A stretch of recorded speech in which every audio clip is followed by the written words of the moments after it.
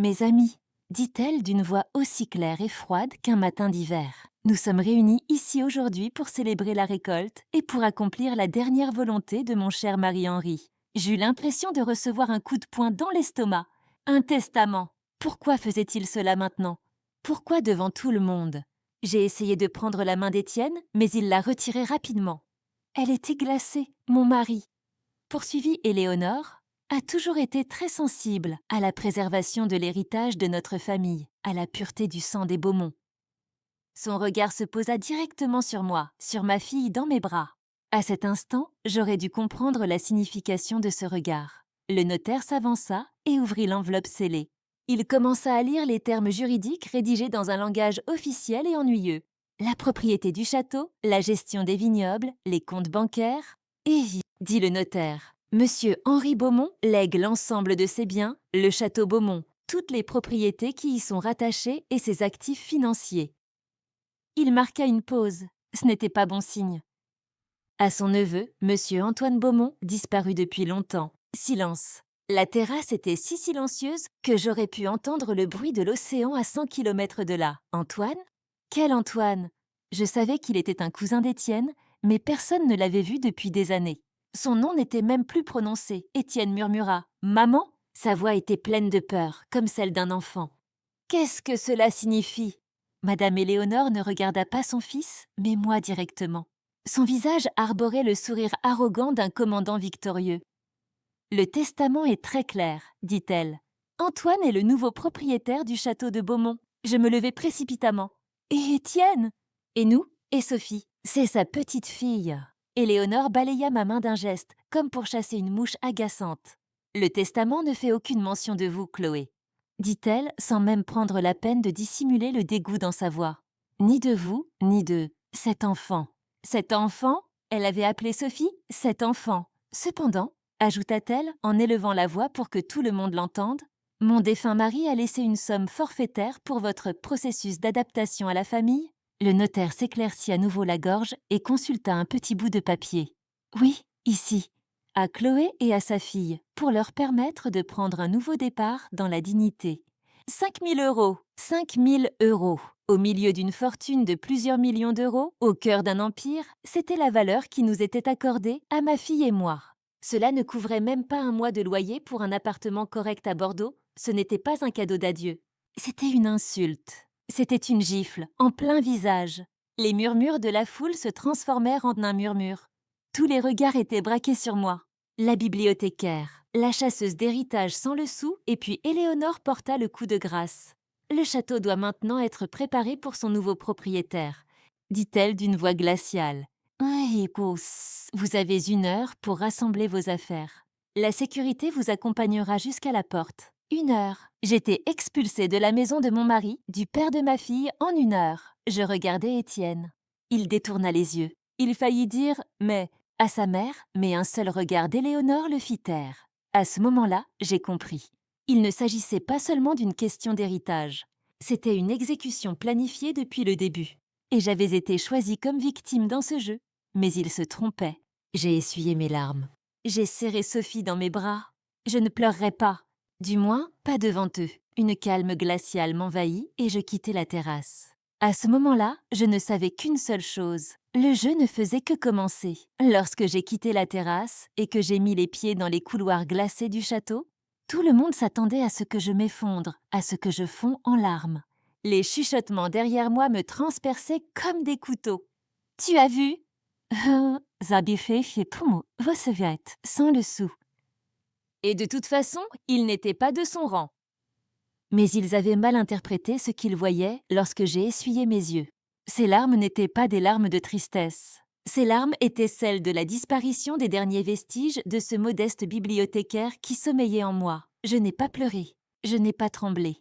J'ai juste respiré. À ce moment-là, j'ai compris la grave erreur commise par Madame Éléonore Beaumont. Elle avait voulu m'humilier, elle avait voulu me rabaisser, me renvoyer dans le monde ordinaire, d'où je venais. Mais en réalité, elle m'avait fait un cadeau. Elle m'avait libérée. Elle avait brisé toutes les chaînes émotionnelles qui me liaient à son fils lâche, Étienne.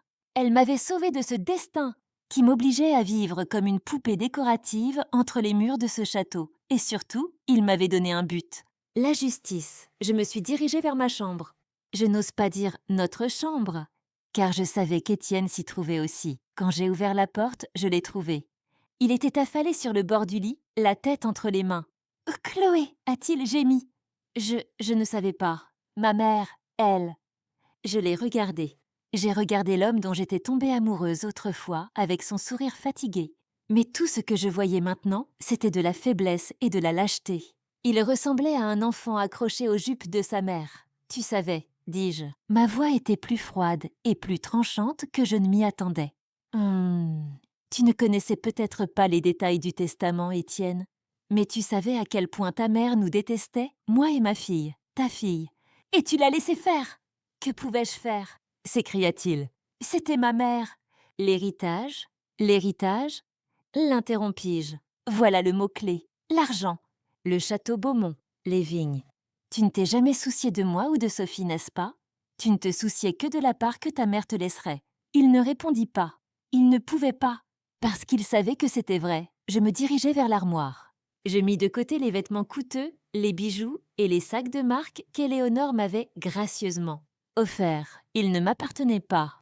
C'étaient des costumes loués pour que je joue le rôle de Madame Beaumont. J'ai sorti la vieille valise usée que j'avais apportée de Paris. J'y ai rapidement fourré les petits vêtements et les jouets de Sophie.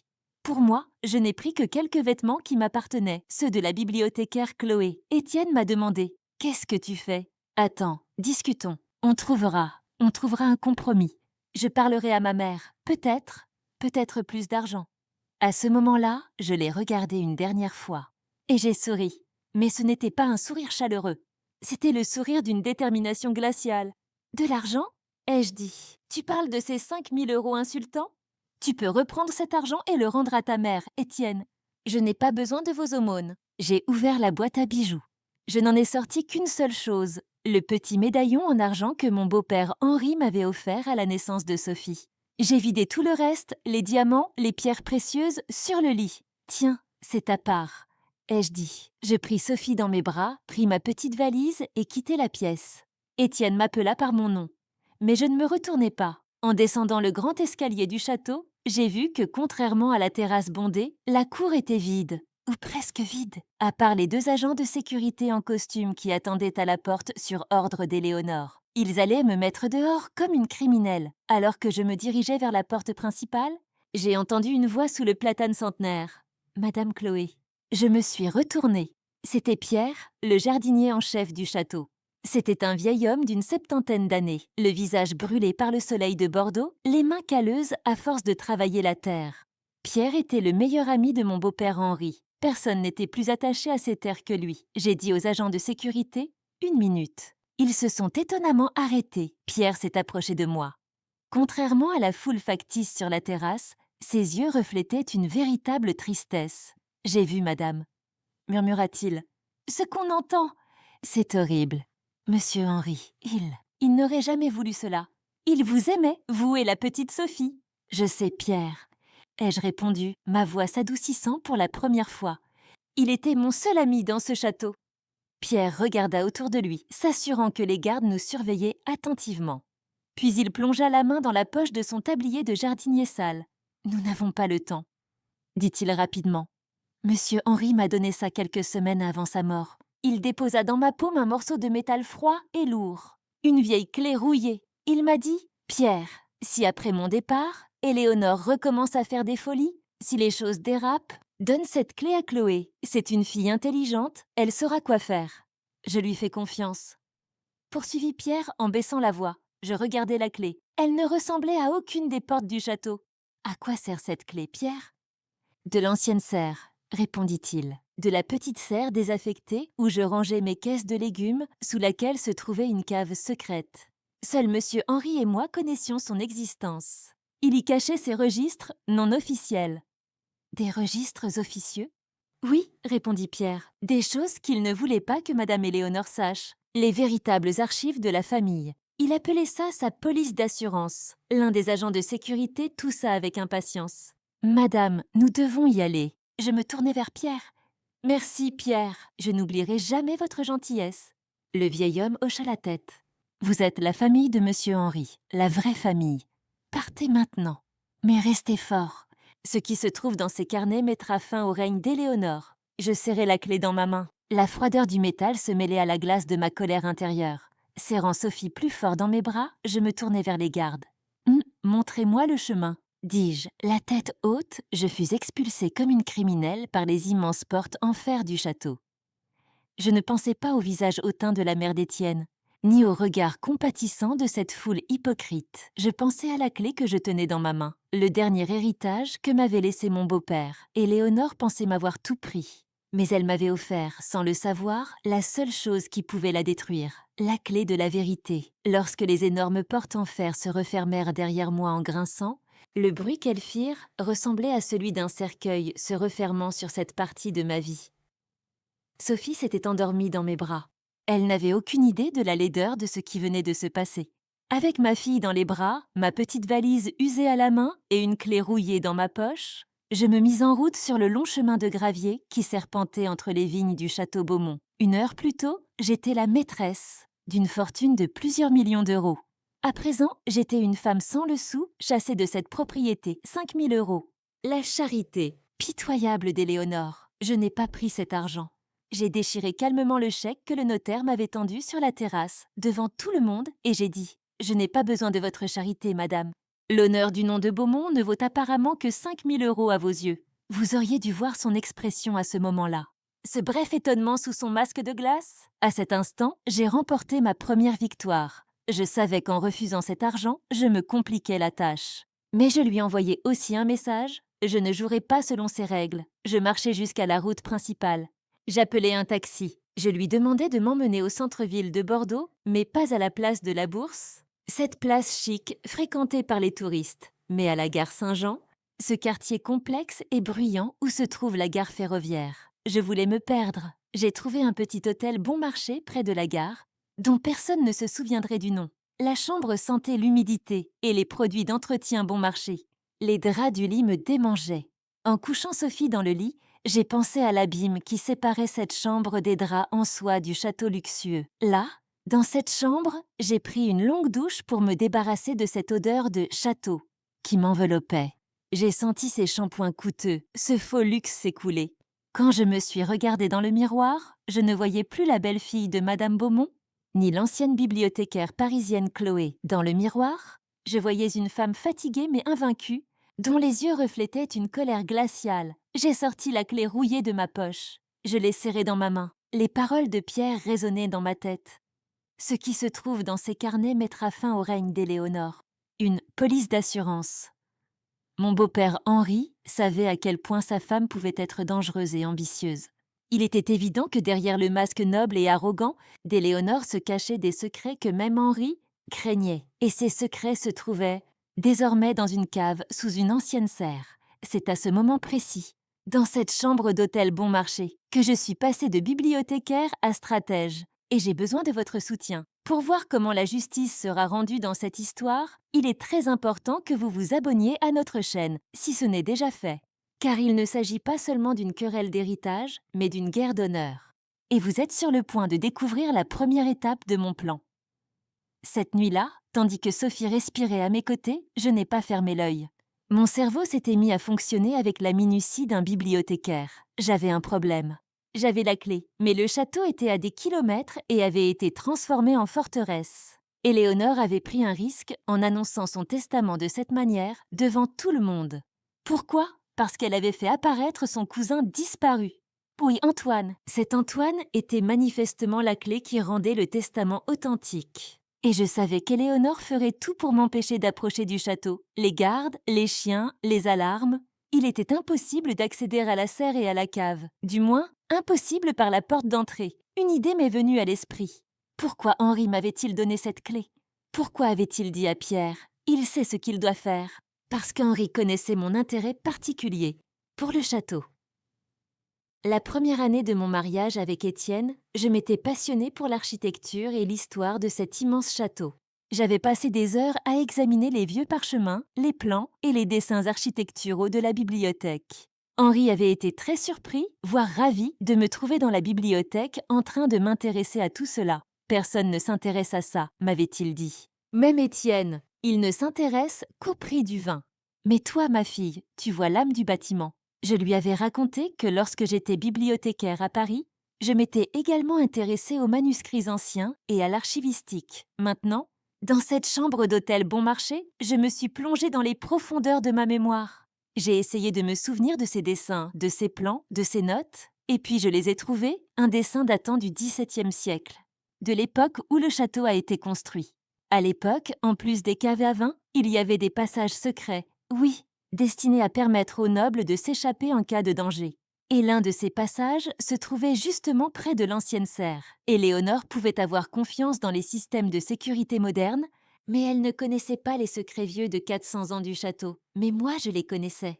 Ou du moins, je savais où les chercher. Mon plan commençait à prendre forme. Mais avant cela, j'avais besoin d'un allié supplémentaire. Je devais enquêter non seulement sur l'intérieur du château, mais aussi sur les liens entre Éléonore et son cousin disparu. Taz Antoine, le cahier trouvé sous l'ancienne serre, allait me dire comment. Mais je devais d'abord découvrir pourquoi. Pourquoi Henri avait-il déshérité son propre fils et laissé toute sa fortune à ce cousin disparu? Ce n'était pas un testament. Cela ressemblait plutôt à un document de chantage. Et s'il s'agissait bien de chantage, j'avais moi aussi besoin de quelqu'un. Quelqu'un qui s'y connaissait en détails juridiques et en affaires louches. Je pensais à la seule carte de visite qui me restait de mon ancienne vie modeste à Paris, Jean-Luc, avec qui j'avais travaillé à la bibliothèque pendant mes études de droit, et qui était aujourd'hui l'un des avocats les plus redoutables et les plus ambitieux de Paris. Jean-Luc me devait une faveur, et j'étais sur le point de la lui réclamer. J'ai passé la nuit dans cette chambre d'hôtel bon marché. Alors que Sophie dormait paisiblement dans mes bras, je suis restée éveillée dans l'obscurité humide, les yeux rivés au plafond. Mon plan comportait 2 volets. Le premier était « Comment ?» Comment Éléonore avait-elle réussi cette supercherie? La réponse se trouvait dans la cave secrète, ouverte par la clé rouillée donnée par Pierre. Elle se trouvait dans ses cahiers. Le deuxième était « Pourquoi ?» Pourquoi Henri Beaumont avait-il signé un tel testament? Pourquoi avait-il rayé d'un trait de plume son fils et son petit-fils, qui étaient de son sang, pour tout léguer à son cousin perdu? Antoine, en tant que bibliothécaire, je sais bien que chaque histoire a sa logique, chaque action a sa motivation. Et la motivation de ce testament n'était pas l'amour. La motivation de ce testament était la peur. C'était du chantage. Éléonore et ce mystérieux cousin Antoine avaient menacé Henri de quelque chose. Pour trouver le comment, je devais entrer dans le château, dans ce passage secret. Mais c'était encore impossible.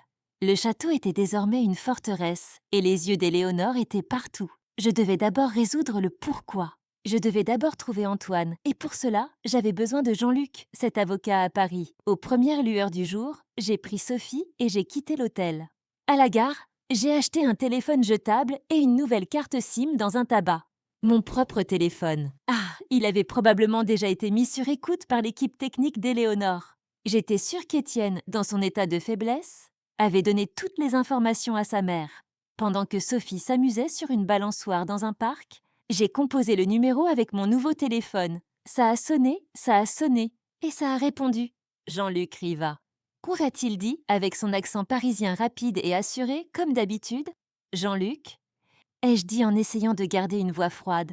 C'est Chloé, de la Bibliothèque de Paris. Vous savez, la thèse sur le droit successoral à l'époque napoléonienne. Il y eut un bref silence à l'autre bout du fil. Puis j'entendis un rire. Oh Chloé, Sainte Marie, quel plaisir de t'entendre. Tu as sauvé ma carrière avec cette thèse, je ne l'oublierai jamais. Où es-tu? Es-tu toujours parmi ces dieux du vin à Bordeaux? Que fait ce riche garçon qui t'a épousée? Il m'a jetée à la rue sans le sou. Répondis-je d'une voix neutre. Son rire s'est immédiatement arrêté. Quoi? Comment ça? Exactement ce que j'ai dit, Jean-Luc. Et répondis-je. Hier, ma belle-mère a annoncé son testament devant toute la société bordelaise. Mon mari Henri est décédé et il a laissé toute sa fortune à un cousin perdu. À moi et à ma fille, c'est-à-dire la petite fille d'Henri, ils ont accordé 5 000 € d'aumône. Je ne les ai pas pris. J'ai été expulsée du château. Je suis actuellement dans un hôtel bon marché à Bordeaux.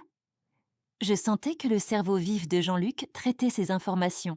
Ce n'était pas un homme qui offrait des consolations émotionnelles, c'était un homme qui flairait les opportunités, les Beaumont. murmura-t-il. C'est... C'est une affaire nationale, Chloé. C'est un scandale. Mais un testament est un testament. Comment est-ce légal? Parce que ce n'est pas légal, l'interrompis-je. Je suis sûre qu'il s'agit d'un chantage, Jean-Luc. Et tu vas me rendre la dette que tu as envers moi. Une dette, répéta-t-il. Oui, c'est vrai. D'accord, je t'écoute, Chloé. Que veux-tu que je fasse? On intente un procès, mais sans argent. Pas de procès pour l'instant, dis-je. Pour l'instant, c'est confidentiel. Il y a une enquête. Je veux que tu trouves quelqu'un. Antoine Beaumont, ce cousin disparu. Qui est-il? Où est-il? Que fait-il? Et surtout, quel est son lien avec Madame Éléonore Beaumont? Pourquoi Henri a-t-il dû modifier son testament en sa faveur juste avant de mourir? Jean-Luc marqua une pause. Je comprends, dit-il, sa voix ayant désormais perdu son accent parisien insouciant pour prendre celle d'un avocat chevronné. Je vais devoir engager un détective privé. Enquêter sur la famille Beaumont, c'est à la fois coûteux et risqué, Chloé. Je ne peux pas te proposer d'argent, Jean-Luc. Pas encore, répondis-je. Mais je peux te dire que lorsque nous aurons gagné, la fortune des Beaumont sera colossale. Et les honoraires d'avocat que tu percevras sur cette fortune seront supérieurs à tous ceux que tu auras gagnés grâce à ta thèse sur Napoléon. À ce moment-là, je savais qu'il était complètement de mon côté. Cette quête de justice, cette lutte pour l'honneur, c'est ce que le public préfère. Parce que nous voulons tous voir ces riches arrogants, ces familles intouchables, rendre des comptes à la justice. Si vous pensez comme moi et que vous voulez être les premiers à découvrir ce que Jean-Luc va trouver en enquêtant sur son mystérieux cousin, écrivez « Je veux la justice » dans les commentaires.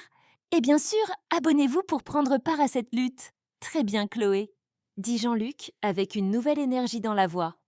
Antoine Beaumont, je vais le trouver. Son passé, ses comptes bancaires, tous ses appels téléphoniques avec Éléonore, même s'il se cache dans un trou de souris, je le trouverai. Mais toi, qu'est-ce que tu vas faire? Tu ne peux pas rester caché dans cet hôtel. Je m'occuperai de la deuxième partie du plan, dis-je. Je trouverai le comment. La police d'assurance de mon beau-père. La police d'assurance? Oui, répondis-je en fixant du regard l'autoroute qui menait au château de l'autre côté du parc. Éléonore pense qu'elle m'a tout pris, mais elle ne sait pas qu'elle m'a donné la clé de l'arme qui la détruira. Je raccrochai le téléphone. Jean-Luc, dans sa tour de verre à Paris, traquait Antoine dans le monde numérique, tandis que je devais retourner dans le monde analogique, c'est-à-dire dans les fondations du château. Dans ce passage secret, la partie la plus dangereuse de mon plan commençait. Je devais retourner au château et je devais entrer dans cette cave. Lorsque j'ai raccroché, les murs de cette chambre d'hôtel bon marché se sont refermés sur moi. Jean-Luc était à Paris. Dans le monde numérique, il était à la poursuite de ce fantôme appelé Antoine Beaumont. Mais moi, j'étais dans le monde analogique. J'avais en main une clé physique rouillée et l'endroit où je devais entrer était un château physique. Je ne pouvais pas rester plus longtemps dans cette chambre d'hôtel.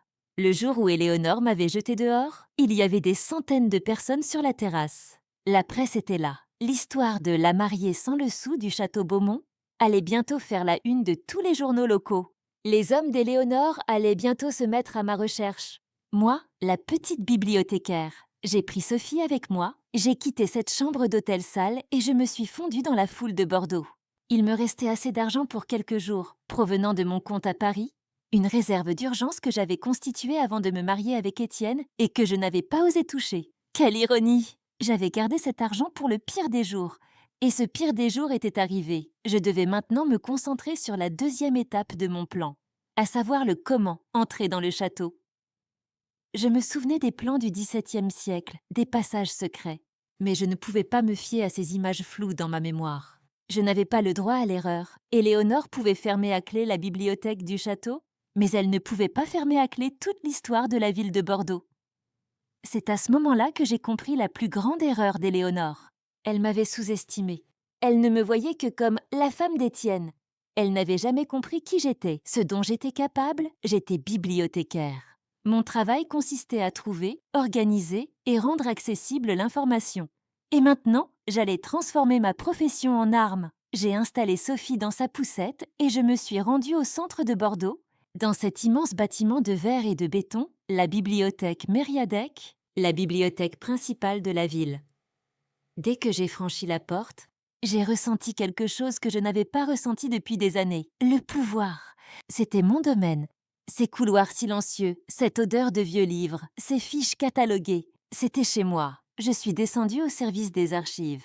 Là-bas, ni l'argent d'Éléonore, ni le nom de Beaumont n'avaient d'importance. Il n'y avait que l'information. J'ai demandé les dossiers Château Beaumont, 1680-1700, au service des monuments et biens historiques. Le responsable m'a apporté les microfiches et les anciens plans gigantesques. Pendant des heures, Sophie somnolent à mes côtés, j'ai travaillé sur ces plans. Et j'ai vu là, sur le papier, une réalité qu'Éléonore ignorait et dont elle se moquait probablement. La vieille serre, dont parlait Henri, ne faisait pas partie de la structure d'origine du château. Elle avait été ajoutée au XIXe siècle. Mais juste en dessous de cette serre se trouvait une structure datant du XVIIe siècle. Dans les dessins, elle était désignée comme citerne et glacière. Mais sa véritable fonction était, oui, celle d'un tunnel d'évasion. Et ce tunnel, mon Dieu, ce tunnel ne menait pas à la cave principale ou aux réserves du château. Il s'étendait bien au-delà des murs du château, à environ 200 mètres, dans la forêt à l'extérieur de la propriété. La sortie du tunnel débouchait sur un ancien puits, marqué sur la carte sous le nom de Le Puits Sec, qui n'avait pas été utilisé depuis des siècles. C'était ça. Le plan se forma dans mon esprit. Éléonore pouvait installer des caméras, des alarmes et des agents de sécurité aux portes principales du château. Mais qui se méfierait de ce vieux puits en ruine dans la forêt?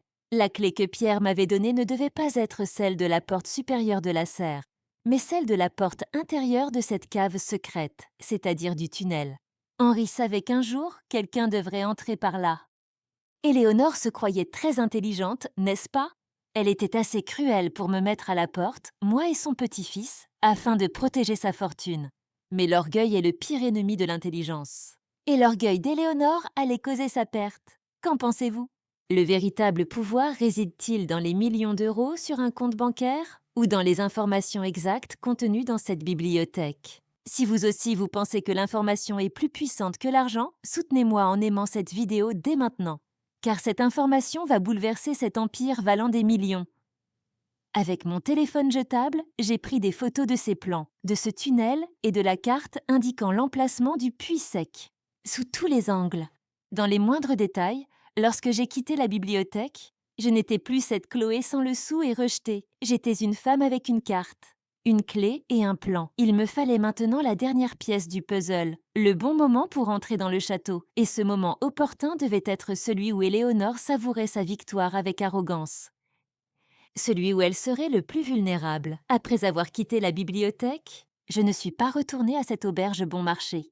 Je ne pouvais pas rester dans un endroit où la police aurait pu m'enregistrer ou où les hommes d'Éléonore auraient pu me trouver. Avec l'argent qui me restait, j'ai trouvé un studio mansardé à louer à la semaine dans le vieux quartier portuaire de Bordeaux, Bacalan, où personne ne posait de questions. Cet endroit était à des années-lumière du luxe du château Beaumont. Mais ici, j'avais quelque chose que je n'avais jamais eu dans ce château, la liberté et l'anonymat. J'ai installé Sophie dans cette petite chambre. J'ai accroché au mur les cartes et les plans du XVIIe siècle que j'avais photographiés à la bibliothèque. La pièce s'était transformée en un clin d'œil en salle de guerre, en centre d'opération, point d'un côté, la clé rouillée, de l'autre, les coordonnées exactes du puits sec. Mon plan était prêt, la voie vers le comment était toute tracée, mais comme je l'ai dit à la fin du chapitre 5, j'avais besoin du bon moment. Pour entrer dans le château, j'attendais le moment idéal où Éléonore serait le plus distraite et où la sécurité serait la plus faible. Et d'un autre côté, j'attendais l'appel de Jean-Luc depuis Paris, le pourquoi, c'est-à-dire la preuve du chantage. Je me suis enfermée dans cette chambre pendant 3 jours. Je ne suis sortie que pour acheter du lait et du pain pour Sophie. Le reste du temps, j'ai travaillé sur ces cartes. J'ai mémorisé chaque centimètre du tunnel, chaque virage, chaque point susceptible de s'effondrer. Et le 4e jour, au matin, mon téléphone jetable a sonné. Numéro inconnu, Paris, Chloé, a dit la voix de Jean-Luc. J'ai trouvé ton fantôme, j'ai retenu mon souffle. Raconte, ai-je dit, Antoine Beaumont, a répondu Jean-Luc. Un vrai casse-cou, le mouton noir de la famille à Marseille. Ils l'ont tenu à l'écart pendant des années. Petites escroqueries, dettes impayées, jeux d'argent, son nom est associé à toutes sortes d'affaires louches. Mais il n'a pas un sou. Ou plutôt, il n'avait pas un sou. Comment ça? L'été. Parce que, dit Jean-Luc, dont la voix trahissait la satisfaction d'un avocat à l'instant du échec et mat, Et Antoine Beaumont est arrivé de Marseille à Bordeaux, il y a exactement 6 semaines, soit 3 jours avant la mort de ton beau-père Henri. Mon estomac se noua. Tu en as la preuve?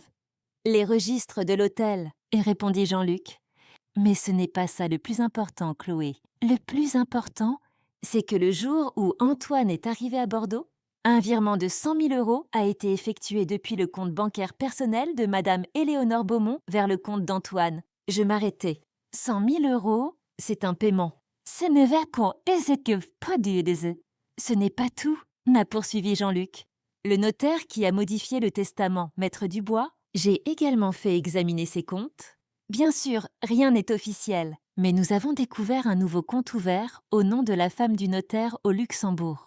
Devine combien il y a dessus? Dis-moi. Ai-je dit d'une voix glaciale. 200 000 €. Versé le lendemain du jour où Éléonore a lu le testament. Le voilà, le pourquoi. De l'histoire, Éléonore avait attendu la mort de son mari. Peut-être l'avait-elle précipité, qui sait? Elle avait retrouvé son cousin disparu, Antoine dans le cloaque de Marseille, et lui avait proposé de jouer un rôle dans son plan de chantage. Nous ferons comme s'il t'avait laissé tout son héritage, tu prendras ta part et tu disparaîtras, je m'occuperai du reste. Elle avait également acheté le notaire. Tout cela dans le but de se débarrasser de moi et de ma fille, les véritables héritières d'Henri. Jean-Luc, dis-je, tu es un génie. Non, répondit Jean-Luc, je ne suis qu'un bon avocat. Mais toi, que vas-tu faire, Chloé? Nous avons un virement bancaire, mais cela ne suffit pas pour invalider le testament. Éléonore dira qu'elle a aidé son cousin, l'héritier de la famille, et s'en tirera. Il nous faut plus que ça. Il nous faut ce que tu appelles ta police d'assurance. Il nous faut tout ce qu'il y a dans cette cave. Je sais, ai-je répondu. À ce moment-là, mon regard s'est posé sur la une du journal local ouverte sur l'écran de mon ordinateur portable. Le visage souriant et arrogant d'Éléonore, le titre était « Nouvelle époque au château Beaumont. Madame Éléonore, on podal un fossé se dépense de rares pommes. » Beaumont organise demain soir une conférence de presse spéciale intitulée « Nouvelle récolte, nouveau départ. » Elle était là, le moment est venu. Murmurai-je. « Pardon ?» demanda Jean-Luc. « Jean-Luc, dis-je en me levant, je passe à la 2e phase du plan. Je vais entrer dans cette cave. Quand? Demain soir, répondis-je, surpris par la détermination dans ma voix. Éléonore, pendant qu'elle distribuera ses faux sourires aux journalistes et aux négociants en vain lors de la soirée Nouveau départ, pendant que tous les agents de sécurité s'occuperont des invités dans la cour du château. Je serai sous le château, à la recherche de son linge sale. Jean-Luc resta silencieux un instant. « Chloé, c'est de la folie. Si tu te fais prendre, je ne me ferai pas prendre, dis-je, parce que je suis bibliothécaire. Et les bibliothécaires savent mieux que quiconque se déplacer en silence et trouver l'information. C'est le tournant de l'histoire, la phase la plus dangereuse, la plus sombre de mon plan. Pendant qu'Éléonore brillera comme une reine devant les caméras ce soir-là, je me promènerai comme un fantôme dans les tunnels froids et sombres sous sa propriété. Ce n'est pas seulement ma vengeance, c'est la vengeance de la justice. Et si vous aussi vous voulez descendre avec moi dans ce puits sec, ouvrir cette porte secrète avec cette clé rouillée et trouver les carnets qui détruiront le faux empire d'Éléonore. Alors partagez cette vidéo maintenant, tout de suite. Écrivez « Entre dans cette cave, Chloé » dans les commentaires et activez la cloche d'abonnement. Car dans le prochain épisode, nous y entrons. J'ai éteint mon téléphone, j'ai immédiatement préparé un sac à dos, des vêtements noirs et ajustés, des chaussures de marche robustes, des gants, une copie de la carte. Et surtout, une lampe torche puissante, des piles de rechange et la clé rouillée que Pierre m'avait donnée. À la tombée de la nuit, j'ai confié Sophie à la seule personne en qui j'avais confiance, une vieille nounou que j'avais trouvée à Bordeaux. Et à minuit, je me suis mise en route vers la forêt sombre qui entourait le domaine du château Beaumont. Mon objectif, le puits sec. L'endroit où le règne d'Éléonore avait commencé allait être celui de sa fin. La forêt était plongée dans l'obscurité totale. Il était déjà bien après minuit. Le poids de mon sac à dos me faisait mal aux épaules. Et je pensais au titre accrocheur qui s'affichait sur l'écran de mon ordinateur portable. Nouvelle récolte. Nouveau départ. À ce moment-là, à environ 200 mètres de moi, dans la cour du château perché sur la colline, Éléonore Beaumont souriait à Bordeaux. Aux plus grands négociants en vin, aux journalistes et à ses amis, les verres se levaient, les parfums coûteux se mêlaient dans l'air. Les rires fusaient. Alors qu'ils profitaient de la lumière et de la richesse, j'étais plongée dans l'obscurité et la boue. Je progressais en me référant aux coordonnées GPS de mon téléphone jetable et à cette vieille carte que j'avais trouvée à la bibliothèque. Cette partie de la forêt était très éloignée des vignobles touristiques du château. Elle était sauvage, oubliée et inquiétante. Et puis, exactement à l'endroit indiqué sur la carte, je l'ai trouvé. Le puits sec. Le puits sec. Ce n'était pas un joli puits en pierre, comme dans les contes de fées. C'était un trou sombre, caché sous les lianes et les feuilles pourries, à la surface du sol de la forêt, recouvert d'une grille en fer, à moitié cassée. On aurait dit l'entrée d'une tombe. Lorsque j'ai braqué la faible lumière de mon téléphone à travers la grille, je n'ai pas pu en voir le fond. Seul un air froid et moisi m'a frappé le visage. La boule glacée dans mon estomac grossit. C'était de la folie. Ces cartes dataient de 400 ans. Et si le tunnel s'était effondré? Et si je restais coincée là? Sophie, le visage de ma fille me vint à l'esprit. Non, il n'était pas question de faire demi-tour. Je me suis souvenue du visage arrogant d'Éléonore, de la façon dont elle avait appelé ma fille « cet enfant » et du regard effrayé d'Étienne. La colère a pris le dessus sur la peur. J'ai enfilé mes gants dans mon sac à dos et j'ai tiré sur la lourde grille rouillée. Le grincement qu'elle a produit a résonné comme un cri dans le silence de la nuit. Je me suis arrêtée un instant pour écouter. Il n'y avait que la musique sourde de la fête au loin et les battements de mon cœur dans ma poitrine. Mon plan était simple. D'après la carte, ce puits était un conduit d'aération menant à l'ancienne maison de glace du château, et c'est là que commençait le tunnel. J'ai allumé ma lampe torche et j'ai sorti une corde solide de mon sac. Non, je plaisante. J'étais bibliothécaire, pas alpiniste. Je n'avais ni argent ni équipement. La carte indiquait que la paroi intérieure du puits était équipée d'échelons métalliques utilisés pour l'entretien. Je devais m'y fier. J'ai mis ma lampe dans ma bouche. Le métal froid touchait mes dents. J'ai attaché mon sac à mon dos et j'ai fait mon premier pas dans ce trou sombre, vers l'inconnu. Mon pied a trouvé la première marche en fer.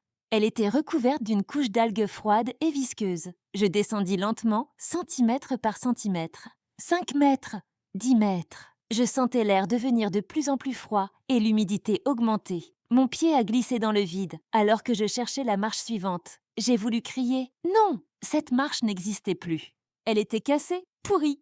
Je me suis balancée dans le vide pendant un instant. Mes ongles ont frotté contre la pierre moussue. Puis, le bout de ma chaussure a touché une autre saillie. Je me suis ressaisie. Mon cœur battait à tout rompre. « Calme-toi, Chloé, calme-toi, tu es dans les archives. » C'est juste que les étagères sont un peu sombres. Finalement, après une descente d'environ 15 mètres, mes pieds ont touché un sol solide. Pas de la boue, mais un sol en pierre. J'ai pris la lampe torche que j'avais dans la bouche et j'ai balayé les environs du regard. C'était incroyable. C'était exactement comme sur la carte. Je me trouvais dans une pièce circulaire, construite en pierre. Et juste en face de moi, dans le mur, se trouvait une arche de la taille d'un homme, l'entrée sombre d'un tunnel. Un secret vieux de 400 ans. Je fis un pas dans le tunnel. C'était un autre monde. L'air était lourd. Il sentait la terre, la pierre et le temps. La lumière de ma lampe semblait être absorbée par l'obscurité dans ce tunnel étroit. Les murs étaient si étroits que mes épaules touchaient les deux côtés. J'étais bibliothécaire. Je n'étais pas claustrophobe, j'avais grandi entre les rayons de livres. Mais cela, c'était différent. Mes pas résonnaient d'un bruit sourd et humide sur le sol humide. J'avançais, 10 pas, 50 pas. La carte indiquait que le tunnel avançait en ligne droite sur 200 mètres vers les fondations du château. Puis, Drosiaroti, Varijnisatos Pudios. La lumière de ma lampe a heurté quelque chose. Du bois, le bout du tunnel. Devant moi se trouvait une lourde porte en chêne centenaire renforcée de fer qui fermait l'entrée du tunnel. Ça y est, c'était sûrement l'entrée de la cave secrète dont Henri avait parlé sous l'ancienne serre. J'ai posé mon sac à dos. Mon cœur battait plus fort que lorsque je descendais dans ce puits sombre, car maintenant, tout dépendait de cet instant précis. Je plongeai la main dans ma poche et sortis la clé froide, lourde et rouillée que Pierre m'avait donnée, tandis qu'Éléonore célébrait sa fausse victoire sur la terrasse lumineuse. J'étais en bas, dans l'obscurité vieille de 400 ans, devant la porte qui allait causer sa perte. Je regardais la couche de rouille et de saleté qui recouvrait la clé. Elle n'avait pas été utilisée depuis des années, voire des décennies. Et si cette clé n'était pas celle de cette porte? Et si Pierre s'était trompé? Ou pire encore, et si la clé se cassait dans cette serrure rouillée? C'est là le moment le plus critique de cette histoire.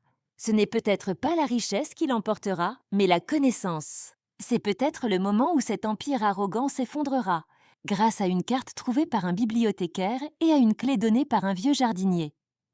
Si vous voulez, comme moi, que cette clé rouillée s'insère dans cette serrure historique. Si vous voulez, comme moi, savoir quel secret inavouable Éléonore cache derrière cette porte, alors écrivez dès maintenant « Ouvre cette porte, Chloé » dans les commentaires, car ce n'est pas seulement une porte. C'est la porte de la justice. J'ai essuyé la clé avec ma main gantée.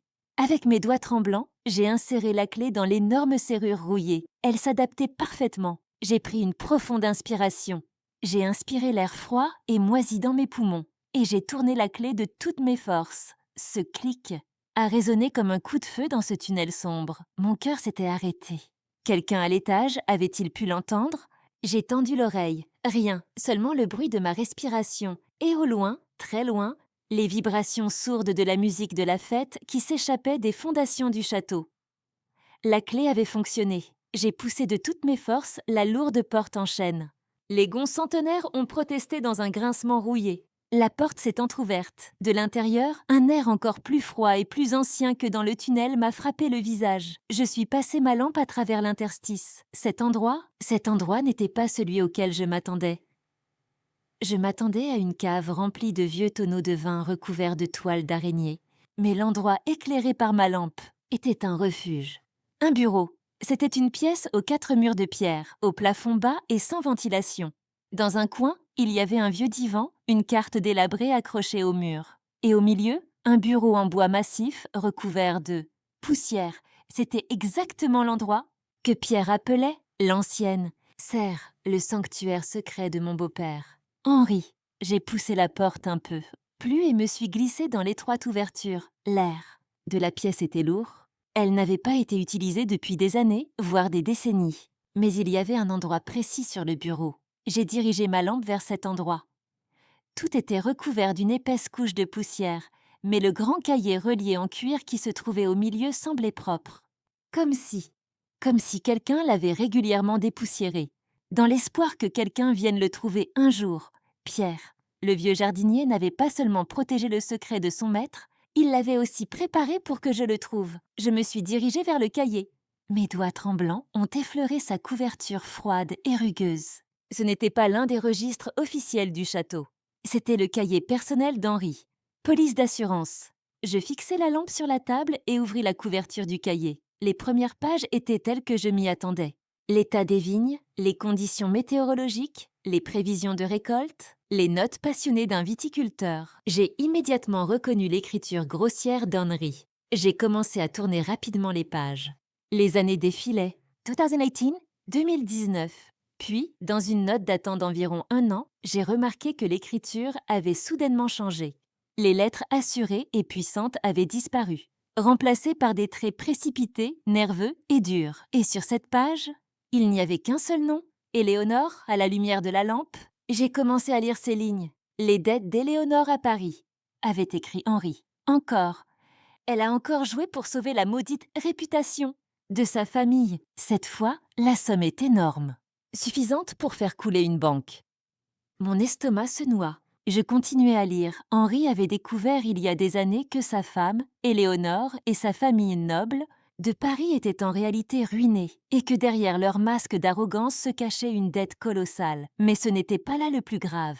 Le plus grave, c'était la manière dont Éléonore avait remboursé ses dettes. Dans l'écriture manuscrite d'Henri, sur cette page, dans cette cave froide, j'ai lu le secret le plus sombre du château Beaumont. Elle fait ça, avait écrit Henri. Je n'arrive pas à y croire. Notre réputation centenaire. Nos vins, nos étiquettes grand cru, elle commet cette fraude. Je ne comprenais pas. Quelle imposture! La réponse se trouvait à la page suivante. Depuis des années, Éléonore vendait secrètement au marché noir les vins grand crus, les plus précieux et les plus chers du château, c'est-à-dire les bouteilles de la meilleure qualité, celles qui se vendaient aux enchères, afin de pouvoir rembourser discrètement ses dettes colossales. Mais que mettait-elle à la place de ces bouteilles? Elle les remplace, m'avait écrit Henri. Elle remplit les bouteilles avec du vin bon marché et de mauvaise qualité provenant de coopératives situées en dehors de Bordeaux. Mon Dieu, elle vend l'âme de Beaumont. Elle nous empoisonne depuis des années. C'était ça. La réputation de la famille, la qualité à laquelle Henri avait consacré sa vie avait été souillée par Éléonore. Mais pourquoi Henri ne l'avait-il pas arrêté? Pourquoi ne l'avait-il pas dénoncé à la police? La réponse se trouvait quelques lignes plus bas. Si cela venait à se savoir, le nom de Beaumont serait détruit. Ce n'est pas seulement Éléonore qui serait ruinée, mais nous tous. Le château, tout. Des siècles d'héritage seraient anéantis par un scandale de faux vin. Je dois me taire, mais je dois garder une trace. Ce cahier était cette trace. Mais cela n'expliquait pas le testament. Cela expliquait la motivation d'Éléonore, mais pas celle d'Henri. Je me suis précipitée vers les dernières pages du cahier. Les dates remontaient à quelques semaines seulement avant sa mort. Et puis, j'ai vu ce nom. Antoine, l'écriture d'Henri était désormais plus complexe que celle d'un médecin sur une ordonnance. Elle tremblait. Antoine est venu, écrivait-il. De Marseille, il sait. Il connaît le secret d'Éléonore. Je ne sais pas comment il l'a appris. Peut-être était-il dans le coup depuis le début. C'est un démon. Et la dernière page, la dernière entrée d'Henri, écrite 3 jours seulement avant sa mort, le jour où Jean-Luc a découvert le transfert de 100 000 euros. Il me menace, tous les deux. Antoine veut tout pour que je me taise. Éléonore, elle est prête à sacrifier même mon fils. Change ton testament, me disent-ils. Laisse tout à Antoine, il prendra sa part et emportera ce secret dans sa tombe. Ensuite, je lui reprendrai la propriété. Ils me mettent la pression. Ils connaissent la faiblesse de mon fils. Chloé et Sophie, je ne peux pas les protéger. Si je signe cette imposture, je les laisserai sans le sou. Si je ne signe pas, Antoine racontera tout à la presse et nous serons tous ruinés. Au bas de la page, une seule phrase était écrite à l'encre délavée. Pardonnez-moi, celui qui trouvera ce carnet.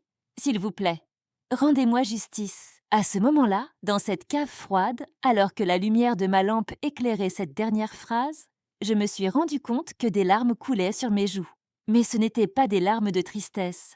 C'était la colère glaciale du chapitre 2, désormais figée, transformée en un poignard acéré. Je n'avais pas de police d'assurance. Entre les mains, j'avais entre les mains une bombe nucléaire qui allait détruire le château Beaumont. Éléonore et cette société bordelaise prétentieuse. Le plus grand crime d'Éléonore n'était pas d'avoir manipulé un testament. Cela pouvait être pardonné, expliqué d'une manière ou d'une autre. Son plus grand crime était d'avoir trahi le vin. Elle avait commis le plus grand péché de Bordeaux. Je mis le cahier dans mon sac à dos. Ce lourd cahier relié en cuir pesait sur mon dos comme une armure. Je savais désormais pourquoi. Je savais désormais comment. Il était temps de passer à la 3e étape de mon plan. Maintenant, j'avais la preuve. Mais comment allais-je sortir cette preuve de cette cave sombre pour la montrer à Éléonore, sur cette terrasse lumineuse, en plein milieu de son visage arrogant? Je suis revenue silencieusement par le tunnel. J'ai verrouillé la porte. J'ai grimpé hors du puits, mais en sortant de la forêt, je n'étais plus cette Chloé sans le sou, rejetée par tous. J'étais une femme qui détenait le plus grand scandale de Bordeaux. Et j'étais impatiente de le révéler au grand jour. En sortant de la forêt, j'ai recouvert la grille en fer de ce puits sombre avec des lianes et des feuilles pourries. Un secret vieux de 400 ans était à nouveau enfoui dans l'obscurité, mais l'essentiel de ce secret, son résumé le plus sombre, se trouvait dans le carnet relié de cuir que je gardais dans mon sac à dos. Je sentais le poids de mon sac à dos sur mes épaules. Ce n'était pas seulement le poids d'un carnet, c'était le poids de la conscience coupable d'Henri, de la trahison d'Éléonore et des mensonges d'un empire tout entier. Je ne suis pas retournée dans mon appartement mansardé de Bacalan. Auprès de Sophie, je ne pouvais pas y retourner, car de loin, j'entendais encore les sons étouffés de la musique et les rires provenant du château sur la colline. La fête continuait. Éléonore continuait à célébrer sa fausse victoire, qu'elle avait baptisée Nouvelle récolte, nouveau départ. Et moi, je devais faire irruption dans cette fête. À ce moment-là, j'aurais pu marcher jusqu'à cette fête, jusqu'à cette terrasse illuminée, jusqu'à ces visages arrogants, et jeter le cahier de mon sac à dos à la figure d'Éléonore. J'aurais pu le faire. Mais cela n'aurait pas été mon style, car j'étais bibliothécaire. J'agissais non pas avec mes émotions, mais avec des preuves. Le cahier était une confession, une accusation choquante, écrite de la main d'Henri. Mais Éléonore, elle était tellement arrogante qu'elle aurait pu rejeter ce cahier. Mon mari était vieux, aurait-elle dit. Il montrait des signes de démence. Il ne savait pas ce qu'il écrivait. Non, j'avais besoin d'une preuve physique qui corrobore ce que disait le carnet, que je pourrais présenter à ce moment-là, devant ses invités distingués. Le carnet était le pourquoi. J'avais besoin du comment. Lui-même, c'est-à-dire d'un exemple physique de cette supercherie, j'avais besoin d'une de ces bouteilles étiquetées Grand Cru. Et m'est remplie de vin bon marché provenant d'une coopérative. La dernière étape de mon plan s'est dessinée à ce moment-là. À l'orée de la forêt, la fête d'Éléonore n'était pas un obstacle pour moi, mais une opportunité.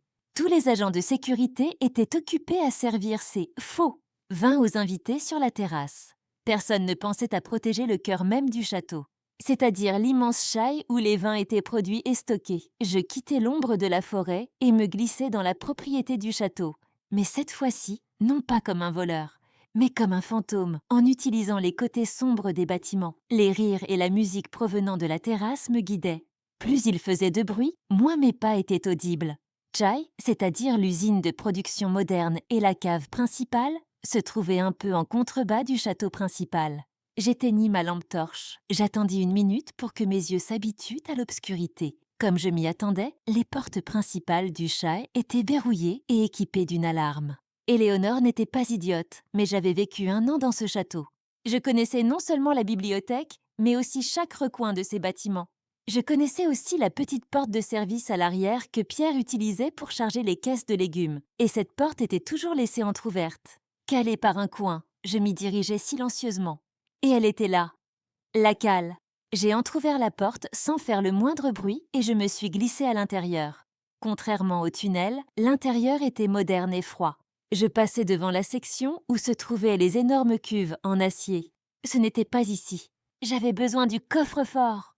La section à température et humidité contrôlée, avec ses épaisses portes en chêne, où était conservée la collection privée. De la famille Beaumont, la porte était là, et elle était équipée d'une serrure électronique. Je ne m'y attendais pas, j'ai hésité un instant. Devais-je faire demi-tour? Le carnet suffisait-il? À ce moment-là, j'ai remarqué que le voyant vert du panneau de la serrure électronique clignotait. La serrure n'était pas activée. Bien sûr qu'il n'était pas activé. Il y avait une fête. Les employés entraient et sortaient sans cesse pour prendre des bouteilles de faux Grand Cru. Éléonore avait désactivé la sécurité pour faciliter le vol. Elle était tombée dans son propre piège. J'ai poussé la porte. Dès que je suis entrée, le riche et intense parfum du vin m'a envahi. Mais désormais, cette odeur ne me rappelait plus la passion d'Henri, mais la trahison d'Éléonore. J'ai allumé ma lampe, la lumière a balayé des centaines, des milliers de bouteilles, et elles étaient là, dans cette section spéciale où se trouvaient les millésimes, les plus précieux et les plus anciens. Château Beaumont, 1982. Ce vin légendaire qui se vendait des dizaines de milliers d'euros aux enchères. Le vin dont Henri mentionnait le plus souvent le nom dans son carnet. Le vin qu'Éléonore falsifiait le plus souvent. J'ai tendu la main vers l'étagère. J'ai pris cette bouteille lourde et poussiéreuse. L'étiquette était parfaite, mais je savais que c'était un mensonge. J'avais la preuve entre les mains, le carnet et la bouteille. La victoire était à portée de main. À ce moment-là, dans cette cave, avec cette bouteille de faux vin dans les mains, j'étais prêt à affronter le plus grand défi de ma vie. Je désirais tellement ce moment. J'étais tellement concentrée que je n'ai pas entendu la lourde porte en chêne derrière moi s'ouvrir silencieusement. Quand j'ai senti un métal froid sur mon épaule, je me suis figée. « Ne bouge pas !» Cette voix grave et autoritaire venait d'un agent de sécurité. La lumière de ma lampe torche s'est figée sur le mur. « Pose doucement la bouteille par terre et tourne-toi. » Avais-je échoué? Alors que j'étais si près du but? Non, vous vous demandez si cela fait partie du plan, n'est-ce pas? Le moment où il pense que j'ai perdu pourrait-il en réalité être celui où j'ai gagné? Si vous voulez voir comment je vais transformer ce moment où je me fais prendre en un moment de victoire devant cette foule arrogante, c'est votre dernière chance de vous abonner. Car ce qui va se passer ensuite entrera dans l'histoire. Je me suis lentement retournée. Je n'avais pas posé la bouteille par terre. Je la serrais contre ma poitrine. Devant moi se trouvaient 2 agents de sécurité. Et derrière eux, debout sur le seuil de la porte, il y avait quelqu'un d'autre, le visage blanc comme un linge, qui me regardait avec incrédulité. Mon mari, Étienne. Ses yeux étaient rivés sur moi. Mais ensuite, ils se sont posés sur la bouteille étiquetée 1982 que je tenais dans ma main. Et à ce moment-là, j'ai vu dans ses yeux quelque chose de pire que la peur, la compréhension. Il savait. Il savait depuis le début. Il savait ce que sa mère avait fait. Il savait que ces bouteilles de vin étaient des contrefaçons. et il avait gardé le silence. Chloé, murmura-t-il, que crois-tu faire? La justice, répondis-je d'une voix glaciale. Arrêtez-la, a crié Étienne, la voix cassée par la panique. C'est une voleuse, elle est venue gâcher la fête de ma mère. Les agents de sécurité se sont jetés sur moi. L'un d'eux m'a saisi brutalement par le bras, l'autre a arraché le petit sac que je portais sur le dos, celui qui contenait le précieux carnet d'Henri. « Oh non !» ai-je crié. « Le carnet !» Le sac resta dans les mains de l'agent. La bouteille de vin que je tenais tomba par terre et l'étiquette coûteuse se brisa sur le sol en pierre, se mélangeant au vin bon marché. Il m'avait attrapé, j'avais perdu ma preuve. « Emmenez-le !» ordonna Étienne. Directement là où se trouve ma mère, sur la terrasse, devant tout le monde, que tout le monde voit qui est cet imposteur, ce voleur. Les agents de sécurité m'ont tiré par les bras et ont commencé à me faire sortir de la cave. Je résistais, mais pas physiquement. J'ai plongé mon regard dans celui d'Étienne, dans les yeux de cet homme lâche et faible, et j'ai souri. À ce moment-là, il a compris. Son plan de me présenter comme un voleur devant tout le monde était en fait mon plan. Il m'emmenait exactement là où je voulais être, sur scène. Les agents de sécurité m'ont tiré par les bras et m'ont littéralement propulsé hors de cette cave sombre, vers cette terrasse lumineuse, vers cette scène. La musique s'est arrêtée. Des centaines de pères d'yeux, ces vêtements coûteux, ces diamants, ces visages arrogants, tous se sont tournés vers moi. À ce moment-là, je devais me sentir comme un animal de cirque. Humilié, capturé, fini, Étienne, à bout de souffle, est arrivé juste derrière moi. « Le voilà !» a-t-il crié d'une voix hystérique. « C'est un voleur. Je l'ai surpris en train de voler dans la cave, le chai, la collection privée de mon père. » Un murmure. « Oh mon Dieu !» s'éleva parmi la foule. Les caméras des journalistes se tournèrent vers moi, debout au milieu de la terrasse dans mes vêtements boueux. Puis, la foule s'est divisée en deux. Madame Éléonore Beaumont, une coupe de champagne à la main, s'est avancée vers moi avec l'élégance glaciale d'une reine. Son visage exprimait alors une pure arrogance, celle d'une victoire sans précédent dans sa vie. Elle m'avait détruit, elle m'avait rayé non seulement du château, mais aussi de toute la société bordelaise. « Vous voyez, mes amis, dit-elle, sa voix résonnant dans la fraîcheur de la terrasse. Le sang ne ment jamais. Vous avez beau faire tous les efforts possibles, vous ne pouvez cacher votre banalité. » Il s'approcha de moi. Il me regarda comme on regarde un insecte. « Tu n'as donc pas apprécié notre généreuse offre de 5 000 €, Chloé, » murmura-t-il. « Et tu as décidé de voler? Qu'as-tu? Volé! Qu'as-tu caché parmi ces vêtements bon marché ?» Il a haussé le ton et s'est tourné vers tous les invités. « Vous voyez, cette femme n'a pas seulement sali le nom de notre famille, elle a maintenant mis la main sur notre héritage. » Étienne, mon mari faible et lâche, prit place aux côtés de sa mère. « Agent !» dit-il à l'un des hommes qui me retenait. « Fouillez-la, prenez son sac, videz-le !» C'est à ce moment-là qu'ils remarquèrent le sourire sur mon visage. L'un des deux agents de sécurité, cet homme grossier, tendit à Étienne le petit sac à dos noir qu'il m'avait arraché de l'épaule au chapitre 9. « Oh, il portait ça, monsieur, dit-il. Il était plein à craquer. » Étienne a pris le sac avec un air triomphant. « Ouvrons-le, a-t-il dit. Devant tout le monde, voyons voir ce que ce bibliothécaire nous a volé. » Le visage d'Éléonore se figea à cet instant. Cela ne faisait pas partie du plan. Elle s'attendait à ce que je sois prise les mains vides.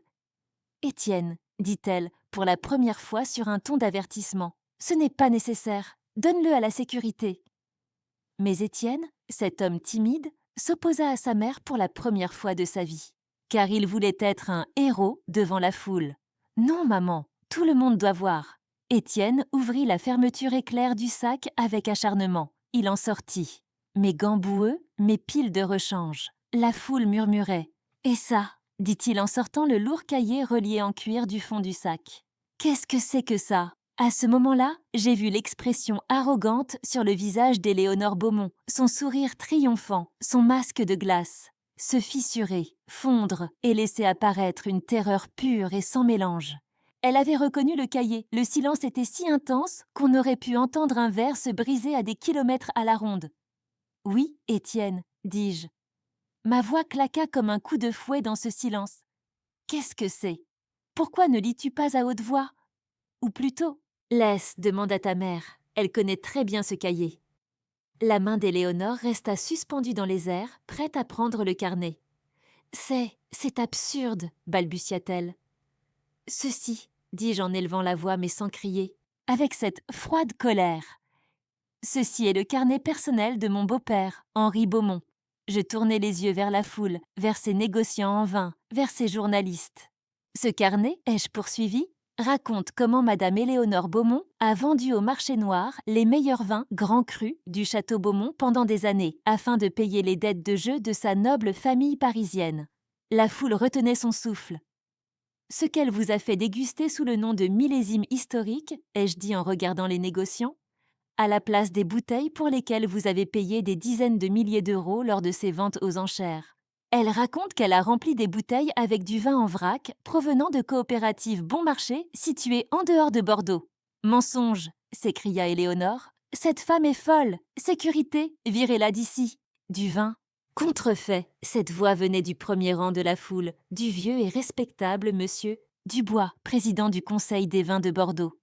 Son visage était livide. C'est une calomnie, dit Éléonore. Alors pourquoi as-tu si peur, Éléonore, dis-je. Pourquoi serres-tu ce cahier, cette absurdité, contre ta poitrine de toutes tes forces? Donne-le à monsieur Dubois. Laisse-le voir l'écriture d'Henri. Étienne était figé. Maman, murmura-t-il, de quoi parle-t-elle? Et, ai-je ajouté pour porter le coup de grâce.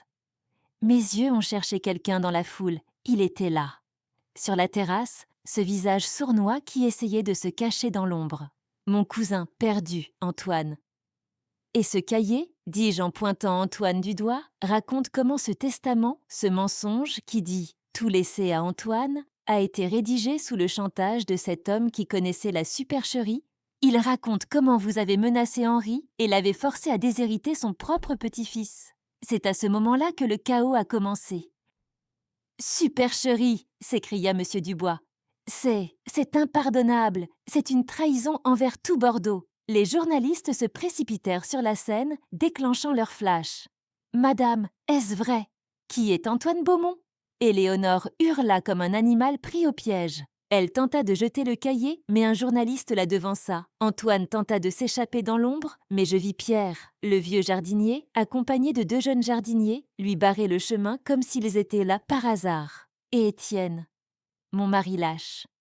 Il s'effondra sur le sol de cette terrasse luxueuse, écrasé par le poids de la trahison de sa mère et de sa propre faiblesse, et s'évanouit. Et moi, je suis simplement restée là. Au milieu de ce chaos, au milieu des cris, des flashs, j'ai reculé d'un pas. Et à ce moment-là, 2 gendarmes en uniforme bleu sont entrés dans le château par la porte principale, d'un pas lourd. J'avais dit à Jean-Luc, mon avocat à Paris, à quelle heure exacte je m'introduirais dans la fête. Il avait alors programmé, sous le nom anonyme, une dénonciation pour fraude et chantage au château Beaumont à cette heure précise. Ce soir-là, lors de la soirée qu'elle avait baptisée « Nouveau départ, nouvelle récolte », Éléonore Beaumont a été menottée chez elle, devant tout Bordeaux, pour fraude au vin. Et ensuite, que s'est-il passé? Vous vous posez la question, n'est-ce pas? Vous attendez le rapport mixte de l'analyse. Éléonore. Elle est devenue la protagoniste du plus grand scandale viticole que Bordeaux ait connu. Le procès a duré des mois. Le carnet d'Henri, les virements bancaires découverts par Jean-Luc et les tests en laboratoire effectués sur les bouteilles contrefaites trouvées dans la cave. Tout cela l'a détruit. Non seulement il a été condamné à une peine de prison, mais il a également été banni à jamais de la société bordelaise. Son nom est devenu synonyme de trahison. Antoine a été condamné à une peine plus longue qu'Éléonore pour complicité de chantage et d'escroquerie. Étienne, le pauvre Étienne, il a avoué qu'il savait tout, mais qu'il s'était tu. Quant à lui, j'ai intenté une procédure de divorce pour le fameux délit d'outrage à 5 000 €. Et j'ai gagné. Et le château Beaumont, cet immense héritage, avec la condamnation d'Éléonore et la complicité d'Étienne, le testament a été invalidé. Et le château? Il est revenu à l'unique héritière légitime, ma fille, Sophie Beaumont. Et moi, en tant que son tuteur légal, j'ai pris la tête du château. La première chose que j'ai faite n'a pas été de changer le nom du château. La première chose que j'ai faite a été de verser par terre, devant le Conseil des vins, tous les faux vins portant l'étiquette « Grand Cru ». Bordeaux était sous le choc, mais ce n'était pas une fin, c'était un commencement. J'ai rouvert la bibliothèque du château. J'ai retrouvé les carnets passionnés d'Henri, sa véritable vision. Et j'ai reconstruit le château Beaumont, non pas sur l'héritage arrogant d'Éléonore, mais sur l'héritage passionné d'Henri et sur ma rigueur de bibliothécaire et mon honnêteté. Il n'y a plus de fête dans ce château, il n'y a plus de chuchotements arrogants dans ce château, il n'y a plus que le travail, il n'y a plus que la terre, et il n'y a plus que l'honnêteté. On ne m'appelle plus cette bibliothécaire ou cette mariée sans le sou. On m'appelle désormais Madame Chloé, la matriarche de fer de Bordeaux. Justice a été faite, peut-être plus lentement que je ne l'aurais souhaité, peut-être plus douloureusement, mais finalement cette clé rouillée, ce carnet secret, et l'obstination d'une bibliothécaire ont suffi à faire tomber un immense empire factice. Et vous, qu'en pensez-vous? À ma place, qu'auriez-vous fait si vous aviez trouvé ce carnet? Auriez-vous négocié avec Éléonore ou, comme moi, auriez-vous tout brûlé au milieu de la scène? J'attends vos commentaires et merci de m'avoir accompagné dans ce long voyage.